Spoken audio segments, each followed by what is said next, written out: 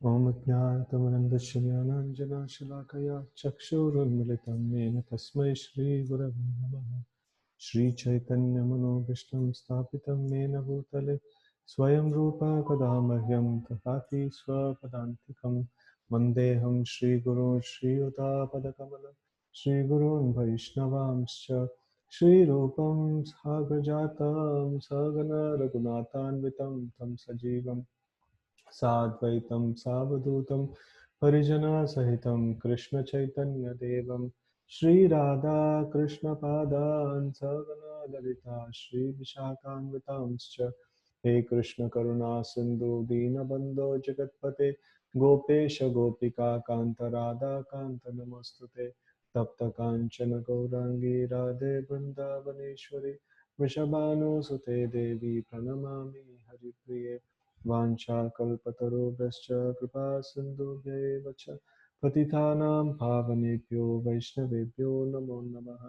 जय श्री कृष्ण चैतन्य प्रभु नित्यानंद श्री अद्वैत गदाधर श्रीवासादि गौर भक्तवृंद हरे Krishna Krishna Krishna Hare Hare Hare Ram Ram Ram Hare Hare. So we'll continue from the first chapter of the second canto till 21st sloka we had seen. So this in the previous canto it ended with the questions of Maharaj Parikshit. What should be done by anyone or a person who's about to give up his body. So what is the duty of such a person? And then so Sukadeva Goswami started to explain in this second canto, and we had seen that how hearing of the narrations about the Supreme Lord is the best way for attaining the salvation. And also now Sukadeva Goswami is, in yesterday's session we saw, he's describing about something, the meditation on in a secluded meditation. So which is kind of not the process for Kali Yuga, but then Sukadeva Goswami is mentioning that. And then now King Parikshit is asking further questions about what he has explained. So now let's see the question. Raja uvacha yata sandharyate brahman dharana yatra sammatha yadrishi vahare dasho purusasya manomalam. Translation. The fortunate King Parikshit, inquiring further, said, O Brahmana, please describe in full detail how and where the mind has to be applied and how the conception can be fixed so that the dirty things in a person's mind can be removed. So here it's a follow-up question that he is making. So whatever Sukadeva Goswami was mentioning in what we saw yesterday, so Parikshit is asking that, no, please describe it full. No, please describe it a little more in detail. So I want to know these things. And especially he's telling that, if we can fix our mind on the Supreme Lord, so all the dirty things that are there in the mind can be removed, right? So because the Lord is Pavitram. Purport. The dirty things in the heart of a conditioned soul are the root cause of all troubles for him. A conditioned soul is surrounded by manifold miseries of material existence, but on the account of his gross ignorance, he is unable to remove the troubles due to dirty things in the heart accumulated during the long prison life in the material world. He is actually meant to serve the will of the Supreme Lord, but on account of dirty things in the heart, he likes to serve his concocted desires.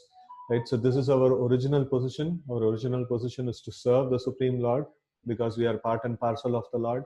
But then over a period of time, being in this material world for a long time, so we have got a lot of concocted ideas, concocted desires. So we are trying to serve those desires rather than serving the Lord.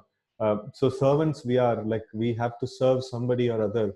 So either the Supreme Lord or the material desires. So any one of these two things we have to serve, right? So these desires, instead of giving him any peace of mind, create new problems and thus bind him to the cycle of repeated birth and death. These dirty things of fruitive work and emphoric philosophy can be removed only by association with the Supreme Lord. So fruitive work means work for the purpose of getting some sense gratification. And then empiric philosophy means trying to analyze things of this world, and or trying to get out of the problems of this world and things like that. So both of them are dirty. So the real thing is that our existence is meant to serve the Lord, and we have to apply ourselves for that. So if these two things can be removed only by association with the Supreme Lord. The Lord, being omnipotent, can offer his association by his inconceivable potencies. So Lord is omnipotent. Omnipotent means he is capable of doing anything and everything through any of his senses or any of his energies, right? So in Brahma Samhita it is mentioned that he can like Sakalendra Vrittimanti. Not able to remember the shloka exactly right now. So the Lord Brahma says that the Supreme Lord can do any of the actions of any of the senses through any other senses. Something like, when we try to offer the foodstuffs for the pleasure of the Lord, so the Lord can just glance over the food and he can accept the food. So we cannot just see the food and get our bellies full. So that's not possible. But for the Lord, he can do any of the work through any of his senses, right? So that is how the Lord's capacities are. And the law that is what is called as omnipotent. He's his all his senses are fully potent in all possible ways, right? So his eyes can eat, his eyes can see, his eyes can do everything. In the same way, like all other senses of the Lord are like that. So they are omnipotent, and they can offer us, the Lord, being omnipotent, can offer us association by his inconceivable potencies. So the Lord can offer his association through so many different ways to us, right? Thus, persons who are unable to pin their faith on the personal feature of the Absolute are given a chance to associate with his Virata Rupa, or cosmic impersonal feature of the Lord. The cosmic impersonal feature of the Lord is a feature of his unlimited potencies. So this is what is going to be explained in the second canto, or in this chapter further. So we are going to see this Virata Rupa form of the Lord. So there is so many different descriptions of, these trees are like the hairs in the body of the Lord, the hills are something it is compared to, the upper planetary systems are compared to some portion of the body of the Lord. So like that, the whole Virata Rupa, or the whole universe, is equated to some different parts of the Lord. And in this way, by having this kind of a conception, if somebody can meditate on the Lord, so even that can offer them a little bit of purity. If they can offer, if they can fix themselves on the personal form of the Lord, then it is very good. Otherwise, they can do the Virata Rupa meditation, right? So the cosmic impersonal feature of the Lord is a feature of his unlimited potencies. Since the potent and the potencies are identical, so Shaktir, Shakti Matam, Abeda, right? So okay, so thank you, Kavita Mataji, for giving that this one. Angani yasya sakalendriya vrittimanti pashyanti panti kalayanti chiram jaganti ananda chinmaya. So I'm not able to remember anyways the sloka fully. So this is like Angani yasya sakalendriya vrittimanti, like the Lord can do any of his activities through any of his senses. That's this one of omnipotency. Anyway, so here, since the potent and the potencies are identical, so the Lord and his energies are identical, so even the conception of his impersonal cosmic feature helps the conditioned soul to associate with him indirectly, and thus gradually rise to the stage of personal contact, right? So it is like, me and my energies, no, they are non-different. If somebody comes and does something to my vehicle, so like I will definitely get angry, right? So if so many vehicles are there in the city, but then if somebody comes and does a damage to my vehicle, so I feel it, I feel the pain of it. I kind of oppose that particular thing, right? So in the same way, we see that if what is existing in this whole creation, it is nothing but the Lord and his energies, and we can actually perceive the Lord through his energies also. That's one way of perception, but then that is not very highest form of perception. Highest form of perception is the perceiving the form of the Lord directly, right? So now this impersonal Virata Rupa meditation, what is going to be described in this chapter, it's kind of an indirect meditation on the Lord, wherein we are going to fix the fix our consciousness on the elements that are present in this world. So that's kind of an indirect meditation. So yesterday we discussed why Shukadeva Goswami has to speak about this indirect meditation, because there were many other sages and sadhus had come, and all of them are not pure devotees of the Lord. And no, directly if he starts speaking about pure devotional service, he may not get the audience, no, all audience with him. So he is talking about all these things just to attract the people who are on the lower stages of meditation. So Shukadeva Goswami wants to attract all of them and then take them to the highest level. So we are just seeing the opening portion of it.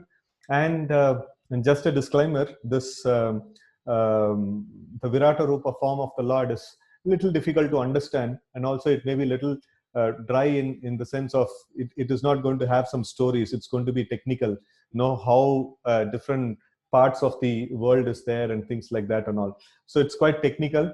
So anyway, like we have to just go through these things. It is for our purification, and it is there in Srimad Bhagavatam. And we will also get to know a lot of wonderful details if we are interested in. So anyways, we will go through them as it is, know what is there. Maharaj Parikshit was already directly connected with the personal feature of Lord Sri Krishna, and as such, he had no need to inquire from Shukadeva Goswami about where and how to apply the mind in the impersonal Virata Rupa form, Rupa of the Lord. But he inquired after the detailed description of the matter for the benefit of others who are unable to conceive of the transcendental personal feature of the Lord as the form of eternity, knowledge, and bliss, Satchitananda. So the non-devotee class of men cannot think of the personal feature of the Lord because of their poor fund of knowledge. The personal form of the Lord, like Rama or Krishna, is completely revolting to them. So they cannot conceive of this personal feature of the Lord. Okay. So they have a poor estimation of the potency of the Lord.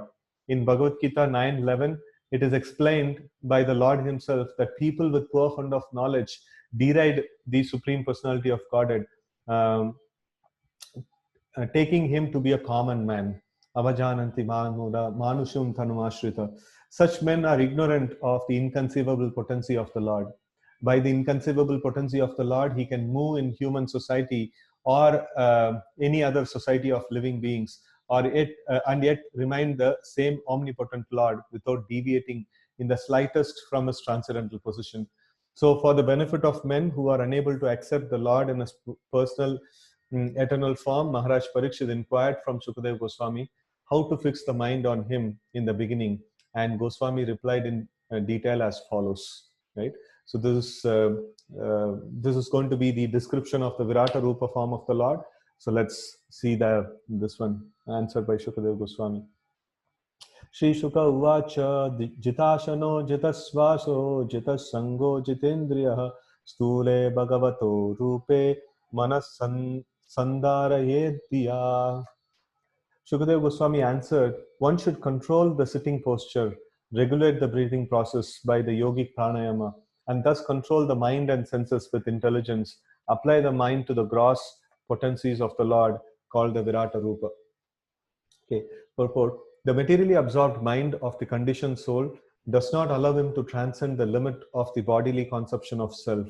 And thus, the yoga system for meditation, controlling the sitting postures and breathing process, and fixing the mind upon the Supreme, is prescribed in order to mold the character of the gross materialist. So that means a materialist can only think of matter. So now here the beginning steps of the meditational process, this meditation on the Virata Rupa, it starts with saying, okay, you can meditate upon the gross material items and thinking that these are all the energy of the Lord. So in that way, the first step of meditation starts. If they are fortunate enough to meditate on the Supreme Lord personally, then that is very nice. Otherwise, they are given a step ahead, from the matter, you can just think that matter being in connection with the Supreme Lord. So in that way, we can start the meditation, right? So here that has been, the Bhagavatam starts off like that. Unless such materialists are able to cleanse the materially absorbed mind, it is impossible for them to concentrate upon the thoughts of transcendence. And to do so, one may fix one's mind on the gross material or external feature of the Lord. The different parts of the gigantic form of the Lord are described in the following verses. The materialistic men are very anxious to have some mystic powers as a result of such a controlling process. But the real purpose of yogic regulation is to eradicate the accumulated dirty things like lust, anger, avarice, and all such material contaminations. If the mystic yogi is diverted by accompanying feats of mystic control, then his mission of yogic success is failure, because the ultimate aim is God realization. So here it's very nicely put that this whole purpose of all this yogic process is two-pronged. One is that, to clean the dust that is there in the heart, that is lust, anger, greed, envy, and things like that. So that is one aspect. Another aspect is to be fixed, to fix one's consciousness on the Supreme Lord or the God realization.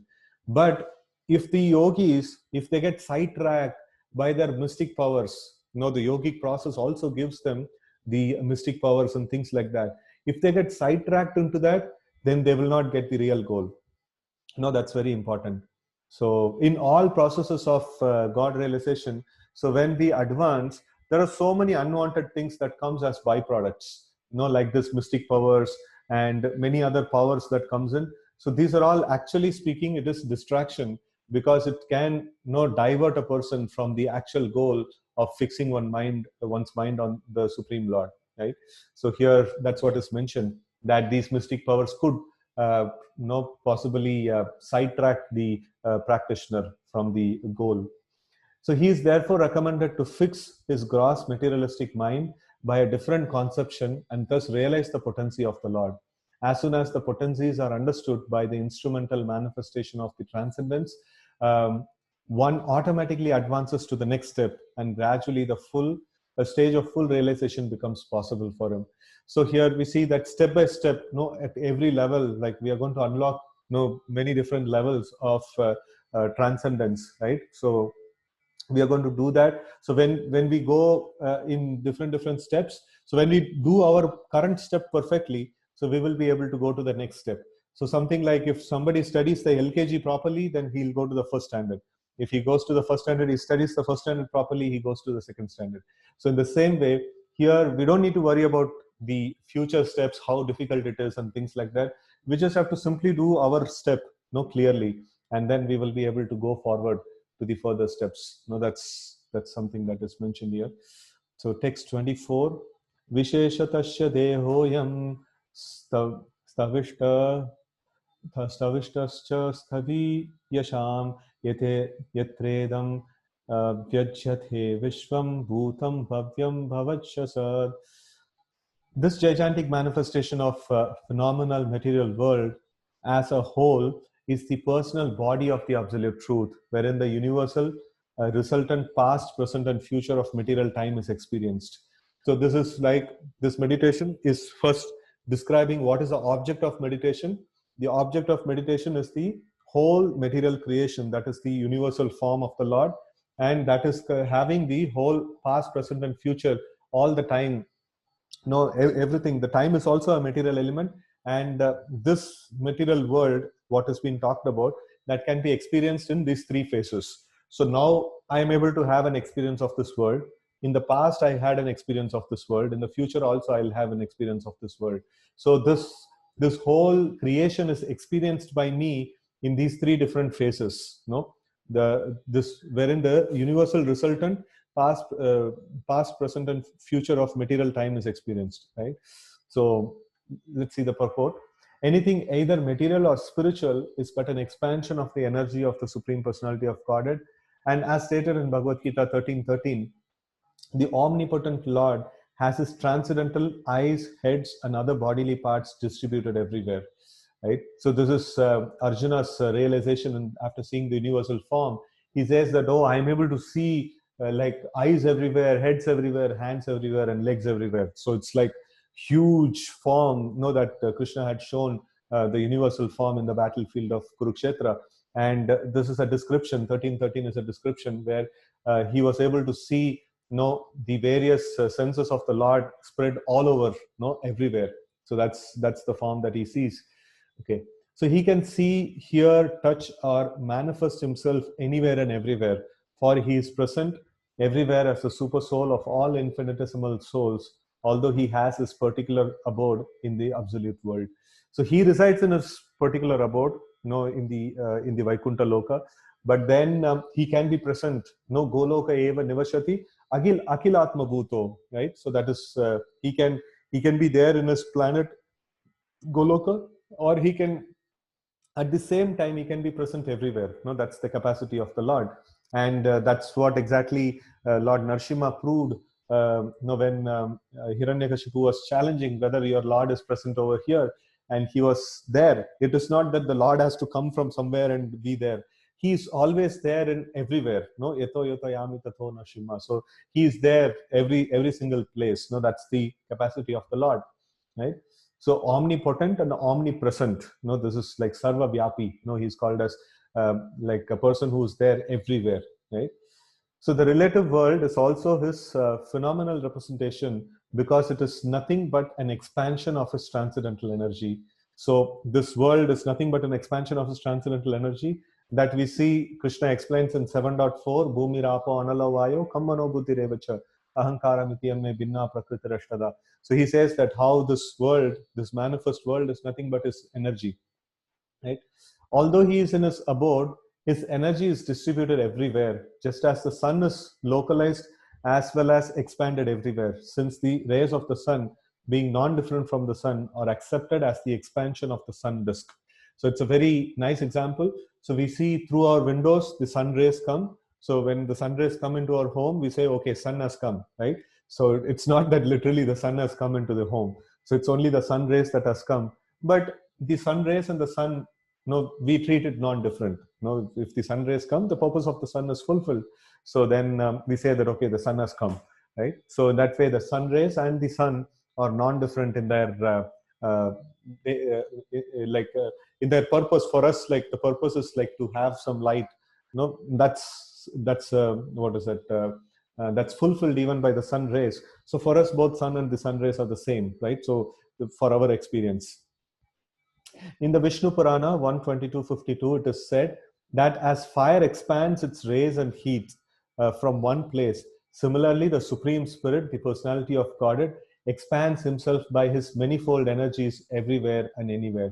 Right? So this is Parasha Shakti Vividaiva Shruvate. So this is like how, if you keep the fire in one place, the heat and light, you can perceive the heat and light to a certain distance.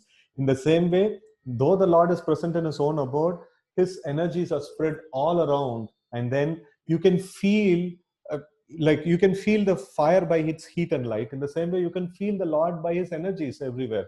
So if you see any matter that is there, if you see earth, or if you see water, if you see ether, or whatever you see, what is it? It is just energy of the Lord, and Lord can be perceived through his energies, right? So in that way, like, we can actually have a indirect perception of the Lord, right? So if not the direct perception is to have the personal audience of him.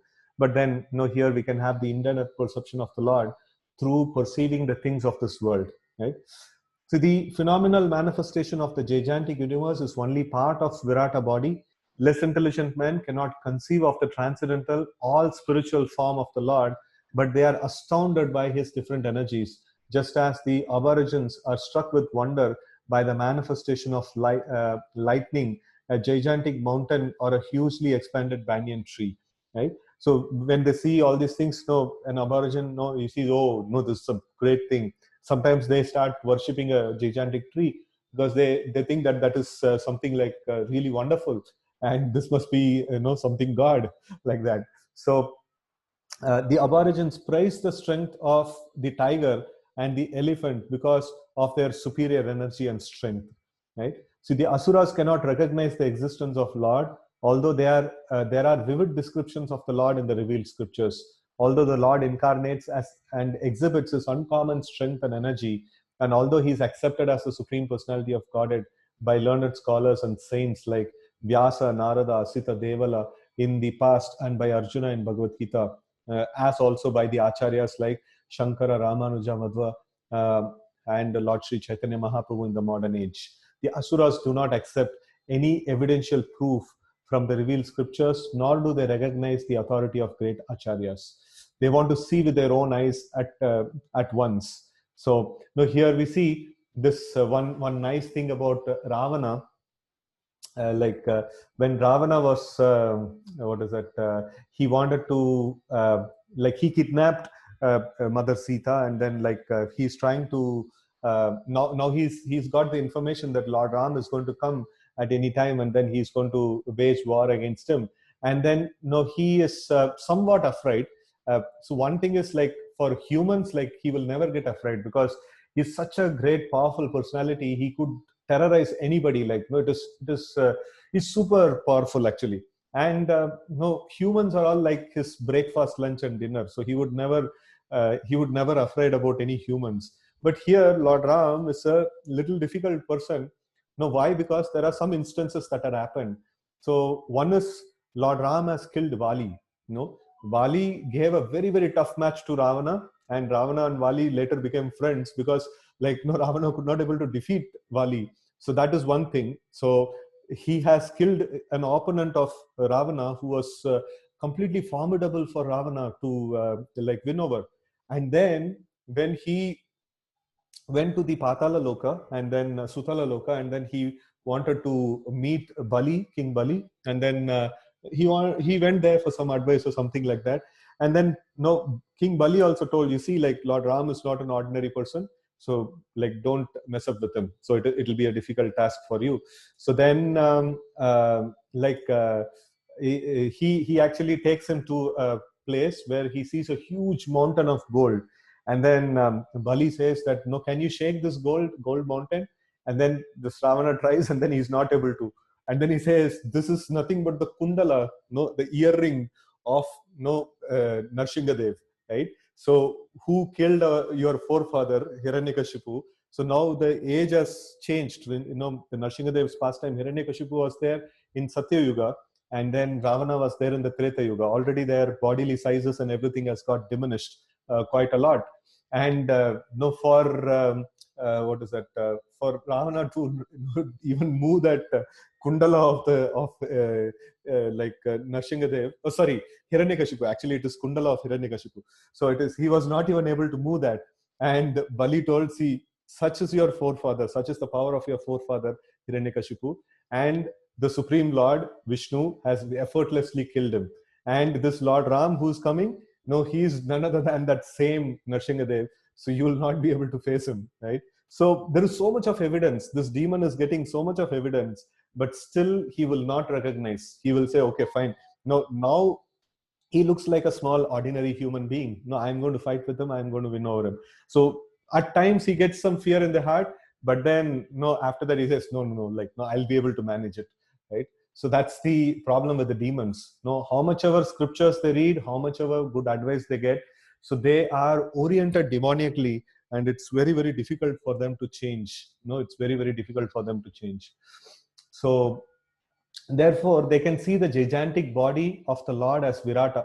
So those people who are envious of the personal form of the Lord, so they can be advised to meditate on the Virata Rupa of the Lord, right? So which will answer their challenge. And since they are accustomed to paying homage to superior material strength like that of, so here it's talking about the aborigines, So since they are accustomed to paying homage to or respects to superior material strength like that of tiger, elephant, lightning, they can offer respects to the Virata Rupa. Lord Krishna, by the request of Arjuna, exhibited his Virata Rupa for Asuras. A pure devotee of the Lord, being unaccustomed to looking into such mundane, gigantic form of the Lord, requires special vision for the purpose. So for pure devotees, they generally see the personal form of the Lord. And if they have to see this impersonal form, so they require special eyes. That's why, like Krishna says in Bhagavad Gita also, I will give you special eyes to see this Virata Rupa. So it is not generally seen by the devotees of the Lord. So the Lord therefore favored Arjuna with special vision for looking into the Virata Rupa, which is described in the 11th chapter of Bhagavad Gita. This Virata Rupa of the Lord was especially manifested not for the benefit of Arjuna, but for the unintelligent class of men, who accept anyone and everyone as the incarnation of the Lord, and so mislead general mass of people. Right. So this is confirmed in 10th canto of Bhagavatam also. There is in one place where Lord Krishna's entrance into the wrestling arena of which was arranged by Kamsa. So like there, when Lord Krishna is coming into the arena, so different people are seeing him, and then different people are able to perceive him in different ways, right? So it is very, very nice shloka. It goes like this: Mallanam ashner niram naravarai strinam smaro murtiman gopanam swajano satam shiti bujam shasta swapitaro sishuhu मृत्युर्भोजपते विराड विदुषां तत्त्वं परम योगिना वृष्णीनां paradevateति vidito rangam gatasagrajah.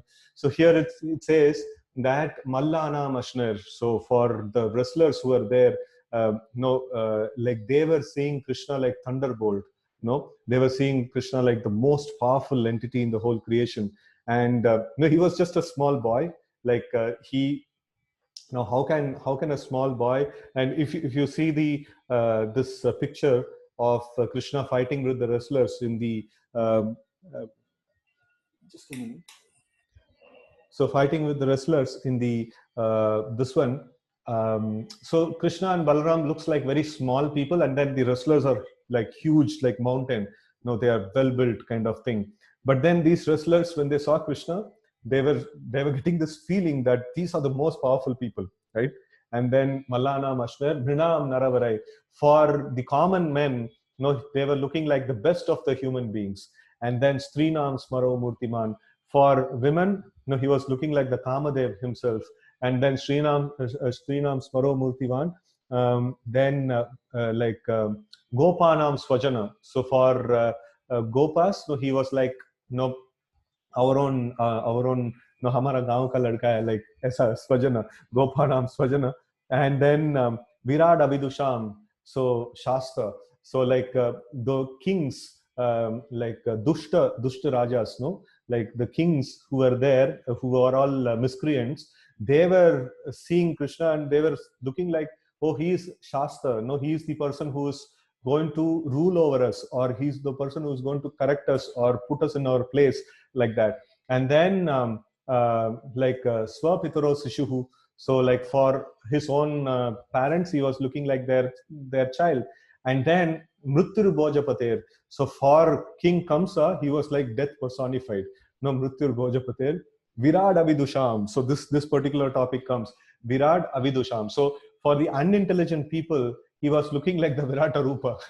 So I don't know like how they managed to see Virata Rupa in Krishna. So but then that is also mentioned that Virad Avidusham, Tattvam Param Yogina, and further rest of the things, it describes other aspects. But then here we are interested in this particular feature, that the Virata Rupa is especially manifested for the people who are not having sufficient sufficient punya, and they are less intelligent, and then they can, for them it is like shown, right? So the Virata Rupa form of the Lord was especially manifested not for the benefit of Arjuna, but for that unintelligent class of men who accept anyone and everyone as incarnation of Lord, and so mislead the general mass of people. For them, the indication is that one should ask the chief incarnation to exhibit his Virata Rupa and thus be established as an incarnation, right? So if anybody says, I am God, we should say, okay, show your Virata Rupa, like, let's see, whether you can or not. So the Virata Rupa manifestation of the Lord is simultaneously a challenge to the atheist and a favor for asuras, who can think of the Lord as Virata and thus gradually cleanse the dirty things from their heart in order to become qualified to actually see the transcendental form of the Lord in the near future. This is a favor for all of the all merciful Lord to the atheist and the gross materialist.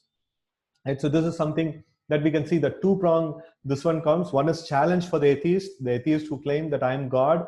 So we can say that, okay, if you are God, you should be able to show the Virata Rupa of the Lord. So then if they are not able to, then they are dismissed. And for the asuras means those people who have a lot of kama, krodha, lobha, moha, and things like that in their heart, so they're all asuras. So and such asuras, because of their sinful tendencies, they will not be able to perceive the Lord directly. Just like Valmiki Muni in his Purva Ashram, so he was a sinful hunter, and then he was not able to chant the names of Lord Ram.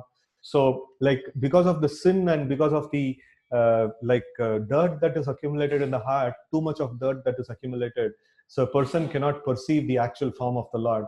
So for such people, the Virata Rupa becomes an easy taken. No, they can actually easily meditate on the Virata Rupa of the Lord. So it is like two ways benefit of the Virata Rupa of the Lord, right?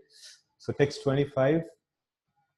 अंडकोशे शरीरेऽस्मिन् सप्तावर्ण संयुते वैराज पुरुषो योऽसौ भगवान् धारणाश्रयः. The gigantic universal form of personality of Godhead within the body of the universal shell. So Andakosha means this is like universal shell.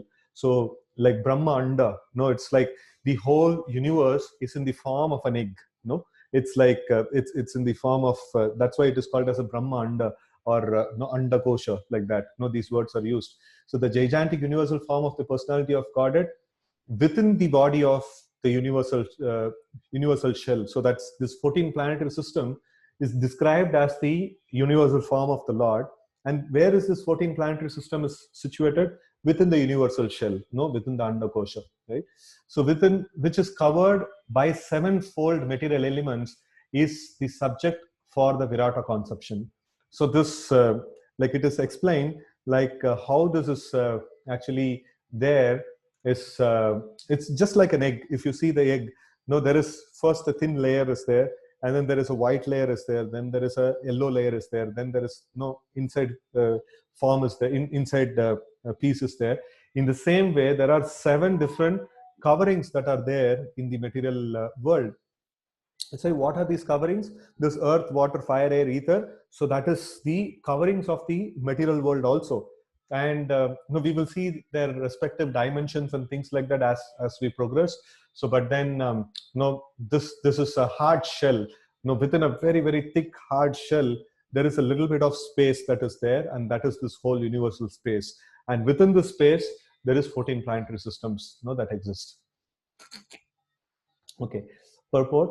Simultaneously, the Lord has multifarious other forms, and all of them are identical with the original fountainhead form of Lord, that is Sri Krishna. In Bhagavad Gita, it has been proven that the original transcendental and eternal form of Lord is Sri Krishna, the absolute personality of Godhead. But by his inconceivable internal potency, Atma Mayaya, he can expand himself by multifarious forms and incarnations simultaneously without being diminished in his full potency. He is complete, and although innumerable complete forms emanate from him, he is still complete without any loss. Now, this is the invocation mantra of the Ishopanishad. Om Purnamada Purnamidam Purnat Purnamudachyate Purnasya Purnamadaya Purnameva Avishishyate. So even if the Lord is Purnam, and then even if you remove a complete unit from the Lord, the unit that is removed from the Lord is also complete. And then what remains, Avisesha, what is remaining, that is also Purnam. So it is not that the spiritual mathematics, like Srila Prabhupada explains, 1 minus 1 is 1, and 1 plus 1 is also 1. Right? So like that. So if you remove a complete entity, like for example, this whole creation, this whole world has emanated from the Lord, and this world is a complete entity. Whatever you want air to breathe, it is there. You want rice to eat, it is there. You want anything that that is needed for this planet, it is there. We don't need anything to be imported from any other planet, right? So we try to go to other planets, but then we don't need to import anything. And whatever is needed, it's just present over here, just from here. So even sun rays, moon rays, everything is like just delivered here, right? So in the same way, the Lord can emit so many different complete units, and still he will remain complete. Purnameva Avisishyate, So like the Avisesha, the Sesha, the remnants, what is there, after removing the complete portions from the Lord, that is also complete. That is his spiritual or internal potency. In the 11th chapter of Bhagavad Gita, the personality of God, okay, so that is his spiritual or internal potency. That is also important. In the material world, you have 100 rupees, you remove 10, it will be 90, right? So, but in the spiritual calculation, it is not like that. So the internal potency of the Lord functions in this way. The Om Purnamadam Purnamada Purnat Purnamadachyate. So it functions like that. In the 11th chapter of Bhagavad Gita, the personality of Godhead, Lord Krishna, manifested as Virata Rupa just to convince the less intelligent class of men who cannot conceive of the Lord as appearing just like a human being, that he factually has the potency of his claim to be the supreme person without any rival or superior, right? So, this is the Virata Rupa is shown just to establish his superiority, supremacy and things like that. So materialistic men can think, although very imperfectly, of the huge universal space comprehending an innumerable number of planets as big as the sun. They can see only the circular sky overhead without any information that this universe, as well as many other hundreds and thousands of universes, are each covered by sevenfold material coverings of water, fire, air, sky, ego, no, how do we pronounce this? Nomion. It's okay. And the material nature. So just like a huge football pumped and covered, floating on the water of causal ocean, wherein the Lord is lying as Mahavishnu. So the scene over here, I will try to describe as much as possible, is that the Lord is taken as Shayana, Ananta Shayana on the causal ocean. And this causal ocean is like a huge body of ocean. And in that, Yashaika Nishvashita Kala Matavalambya. So when he is breathing, when he is exhaling, innumerable universes comes out of his body, and then they are all floating in this ocean. And it's like huge pumped up football, right? So with covering of all these things, earth, water, fire, air, ether, and then things like that. So all these things are different layers are there of this huge ball. And within that, all those layers, a small space is there, and that's where we are existing. That's where the 14 planetary system is there, right? All the universes in seed are emanating from the breathing of Mahavishnu. So Yashaika Nishvashita Kala Matavalamya. So Jivanti Loma Vilaja Jagadandanata. Vishnur Mahan Saihayasya Kala Vishesho Govindamadi Purusham Tamaham Bhajami. Right? So that's the meaning that Prabhupada is giving here. Like who's but a part of partial expansion of the Lord. So who is part of partial expansion of the Lord? This Mahavishnu, from whose body innumerable universes come. He is just a part of the Supreme Lord, Krishna, Kala Visesho. Kala means like a part, right? And all the universes presided over by the Brahmas vanish when Mahavishnu withdraw his great breath. If it's only in the breathing time of Mahavishnu, the whole universal time is existing, right? So in this way, the material worlds are being created and vanished by the supreme will of the Lord. The poor foolish materialist can just imagine how ignorantly he puts forward an insignificant creature to become his rival incarnation simply on the allegations of a dying man.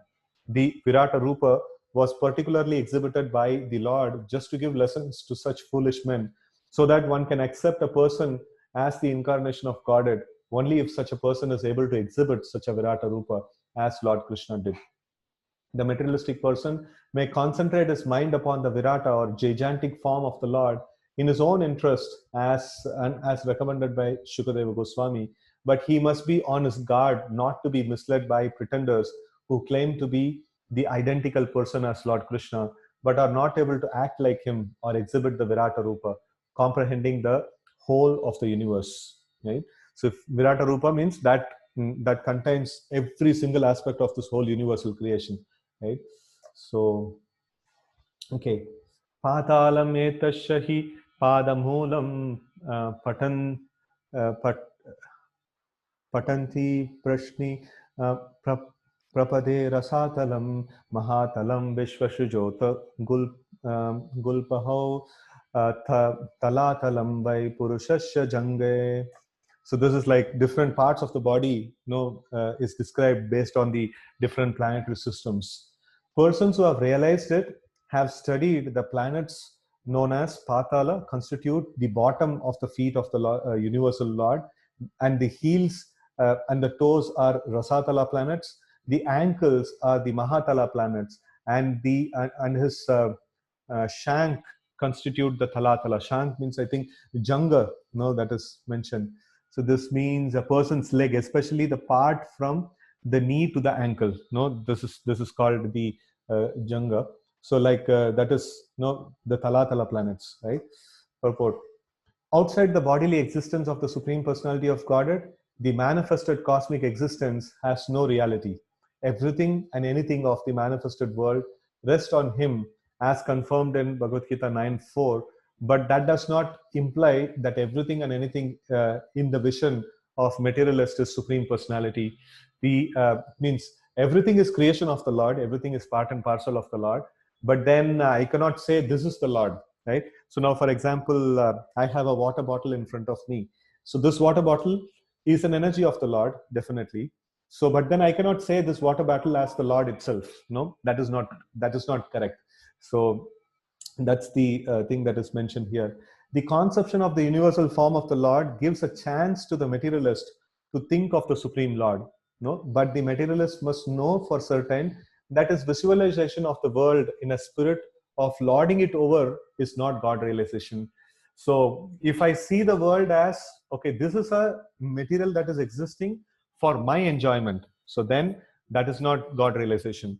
He should see that, okay, such a gigantic personality that exists, he is the Lord and I am a servant, that kind of, or I am small and he is great. So that kind of this one should come. Otherwise, there is no point of God realization there. The materialistic view of exploitation of the material resources is occasioned by the illusion of the external energy of the Lord.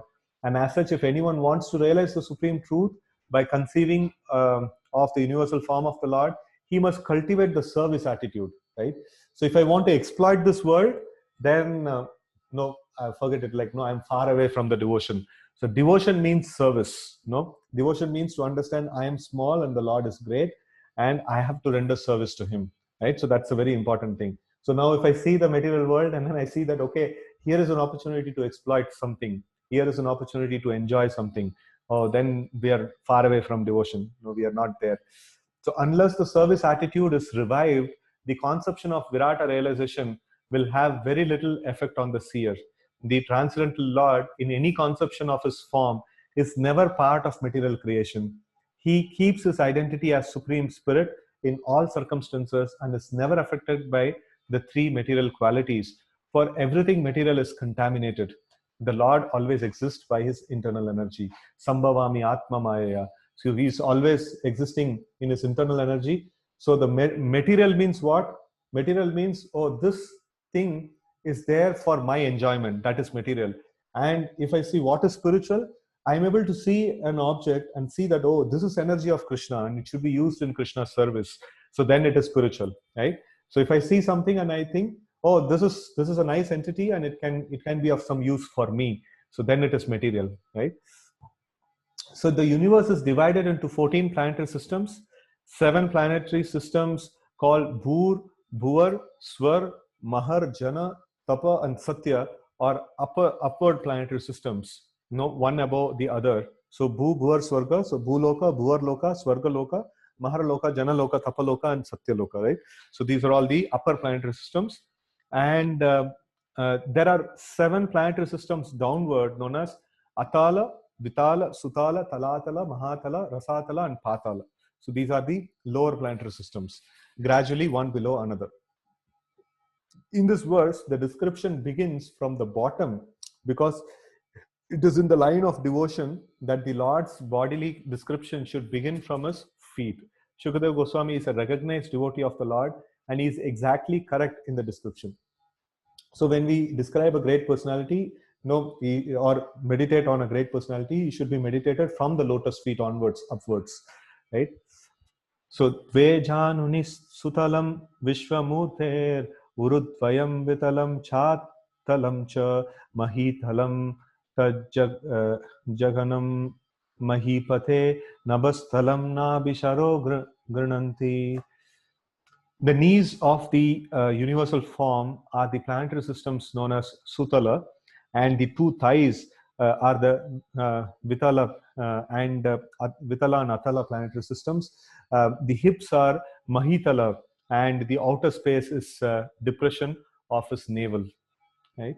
And text 28, Urasthalam Jyotiranikamashya Griva Maharvadanam Vaijanosya Tapovarthim Vidur Adipumsaha Satyam Tu Shirshani Sahasra Shirshnaha. The chest of the original personality of the gigantic form is the luminary planetary system. His neck is the Mahar planets, his mouth is the Janus planet, and his forehead is the Tapas planetary system. The topmost planetary system, known as Satyaloka, is his head of is the head of the head who has 1,000 heads, right? So Sahasra Shirsha Purusha, like no, the universal form of the Lord is mentioned like that. No, he has Sahasra Shirsha Purusha, like no, he's like no Sahasrakshas, no, like that. No, he has so many different heads, so many different eyes, and things like that. So in Purusha Shukta, it comes like no, this particular chant comes, right? So the effulgent luminary planets like the sun and moon are situated almost in the mid place of the universe, and as such they are to be known as the uh, chest of the original gigantic form of the Lord. And above the luminary planets uh, called also the heavenly places of the universal doctorates, demigods, um, are the Mahar Janas Tapas planetary system, and above all the Satyaloka planetary system, which are where the chief directors of the modes of material nature resides, namely Vishnu, Brahma, and Shiva. So here we see that. So the luminaries, what are the luminaries that we are seeing? All the stars and luminaries and things like that. So they are the Swargaloka planetary systems. They mostly they come under the Swargaloka planetary systems, and there are the direct grade demigods. All the devatas, they reside in the middle planetary system, right? So they are not in the upper planetary system. They are in the middle planetary system where the Swargaloka, Swa is there. After that, Mahar, Janas, Tapas, and Satyaloka. All these places, more higher, highly elevated living entities are there, and also like Brahma, Vishnu, and Shiva also resides over there, like that.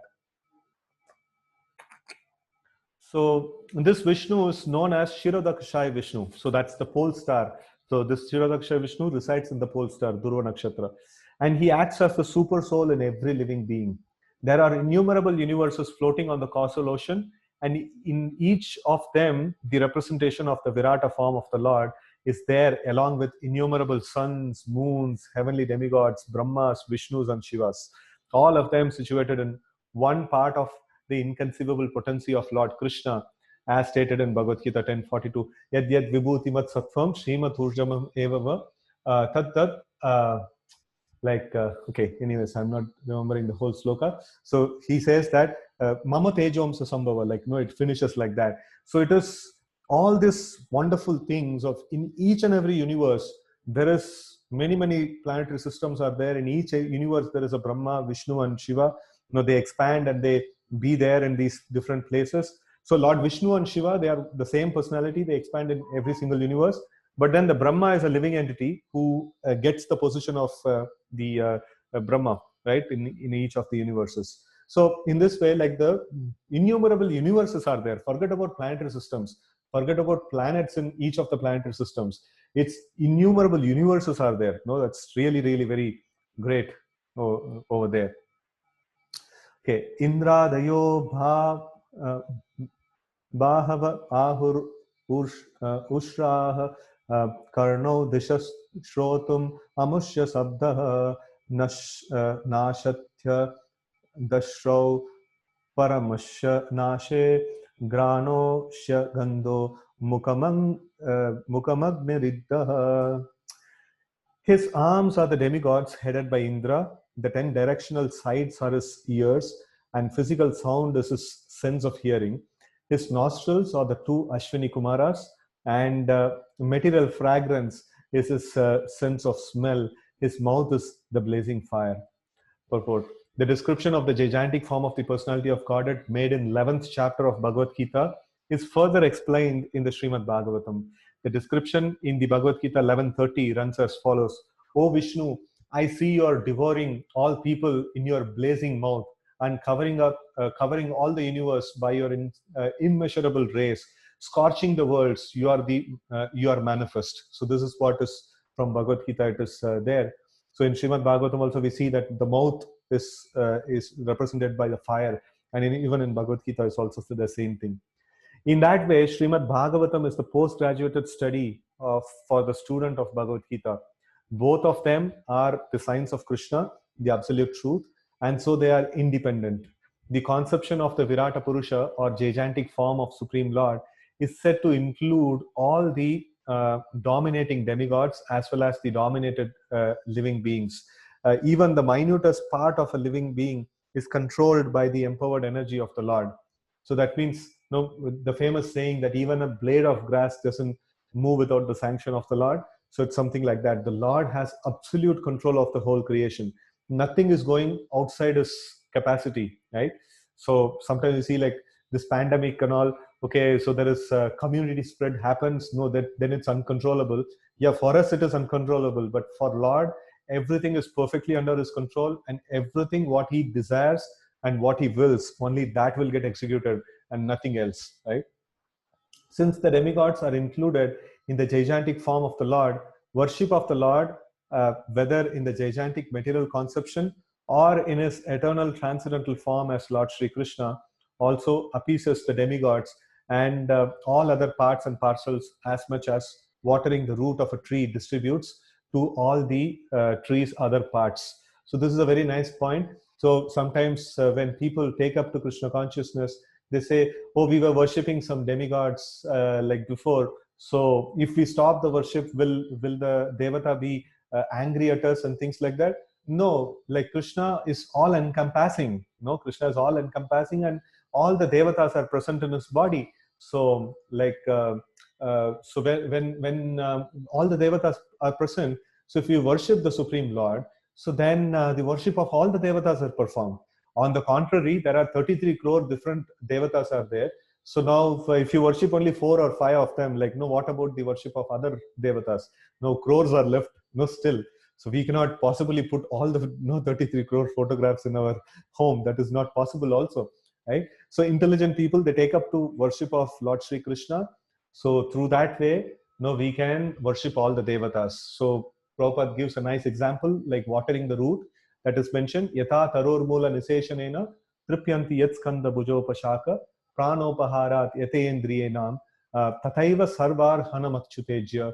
So like tathaiva sarvarhanam. So all kinds of worship is done just by worshipping Achyuta or the Supreme Lord.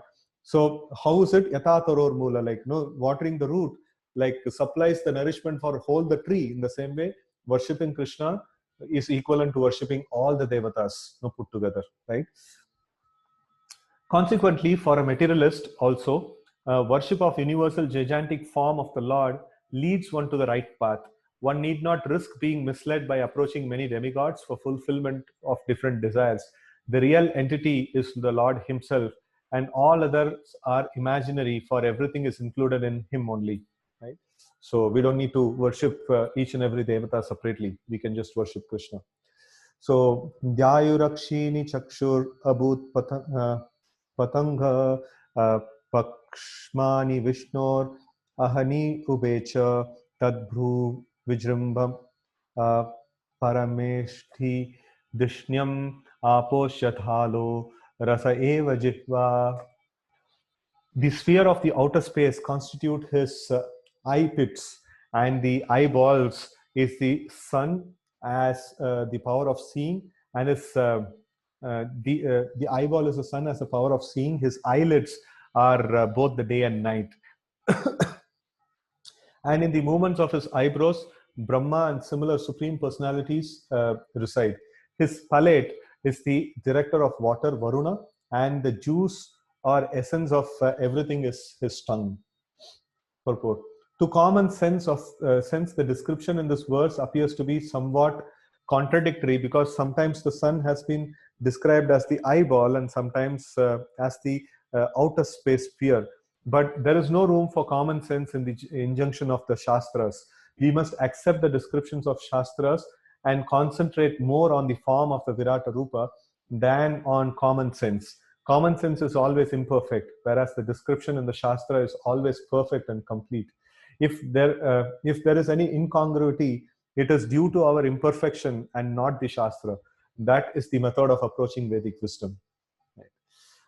Chandamshi anantasya shiro grananti damstra yama shneha kala dvijani hamso janonmadakari chamaya duranta sargo yad apanga moksha. They say that the Vedic hymns are the cerebral passage of the Lord, and his jaw of uh, teeth are Yama, the god of death, who punishes the sinners. The art of affection is his set of teeth, and the most alluring illusory material energy is his smile. So this is amazing. Like, no, the Lord's smile is the most amazing illusory energy, like most alluring illusory energy of the Lord. Okay, this great ocean of material creation is but the casting of his glance over us. Okay, purport. According to Vedic assertion, this material creation is the result of Lord's casting a glance over the material energy, which is described herein as the most alluring illusory energy. The conditioned soul who are allured by such materialism should know that the material temporary creation is simply an imitation of the reality, and that those who are captivated by such alluring glances of the Lord are put under the direction of the controller of sinners called Yamaraj. The Lord smiles affectionately, displaying his teeth. The intelligent person who can grasp these truth become the truth about the Lord becomes a soul fully surrendered unto him. Right. So this Virata Rupa form of the Lord is little difficult to understand. Anyways, like we will just see how much the Acharya is like revealing it to us, and there are many other commentaries are there which goes in depth about this form. So, but then it's quite technical, and it may not be of interest for every one of us, right? Viro Virodottara Pushto Daraeva Lobo Dharmastano Dharmapatho Shaprishtam Kastasya Medram Prishano Chamitro Kaush Kukshi Samudra Girayosti Sangaha. Modesty is the upper portion of his lips, hankering is his chin, religion is the breast of the Lord, and irreligion is his back. Brahmaji, who generates all living beings in the material world, is his genitals, and Mitra Varunas are his two testicles. The ocean is his waist, and the hills and mountains are his stacks of his bones. Purport. The Supreme Lord is not impersonal as misconceived by less intelligent thinkers. Rather, he is supreme person as confirmed in all authentic Vedic literatures. But his personality is different from that we can conceive. It is stated here that Brahmaji acts as his genitals and the Mitra Varunas are his two testicles. This means that as a person, he is complete with all bodily organs, but they are of different type with different potencies. When the Lord is described as impersonal, therefore it should be understood that his personality is not exactly the type of personality found within our imperfect speculation. One can, however, worship the Lord even by seeing the hills and mountains or the oceans and the sky as different parts and parcels of the gigantic body of the Virata Purusha. The Virata Rupa, as exhibited by Lord Krishna or to Arjuna, is a challenge to the unbelievers. Okay, so anyway, so the whole point is that it is difficult to understand this Virata Rupa. Oh, okay, I didn't see the time, so we overshot by 4 minutes. Okay, so we will stop here, and we will continue tomorrow again on this subject. Thank you very much for your kind attention, and we will just hear this one chapter, so which is going to be quite technical about the Virata Rupa. So then after that, gradually like other aspects will come. So many wonderful stories will come in Srimad Bhagavatam, which will be of great value for us. Grantraj Srimad Bhagavatam ki jai, Gaur Bhaktavinda ki jai, Srila Prabhupada ki jai. Krishna.